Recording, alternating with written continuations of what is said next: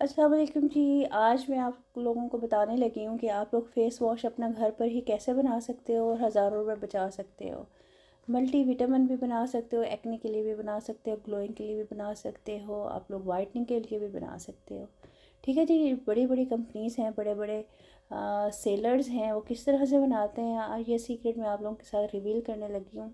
आप लोग ख़ुद अपनी स्किन टाइप देखें कि आपने, अगर स्किन आपकी ऑयली है तो आपने किस तरह का बनाना है, ऑयल कंट्रोल बनाना है। आपकी स्किन पर अगर एक्नी है तो आपने एक्नी वाला बनाना है। अगर आपकी स्किन डल हो रही है तो आपने उसके अंदर क्या मिक्स करना है, आपने ग्लोइंग वाला बनाना है।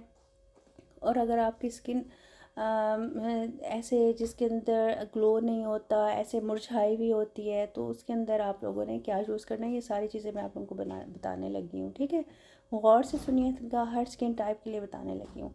अच्छा जी, आप लोगों ने कोई सी भी बोतल ले लेनी है अपनी मर्ज़ी की। ठीक है, पंप वाली भी ले सकते हो और आप उसको ऐसे निकाल के भी जो डालते हैं वो भी ले सकते हो। दूसरा आप लोगों ने लेना है एसेंशियल ऑयल। एसेंशियल ऑयल आप किसी भी कंपनी का ले सकते हो।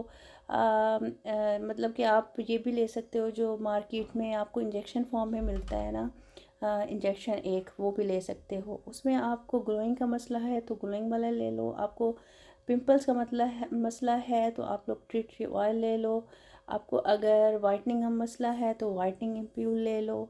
जो भी आपको मसला है ना, आपने वो ले लेना है। अपने बॉटल के अंदर अपना जो भी आप लोग फेस वॉश यूज़ करते हो वो आपने डाल लेना है।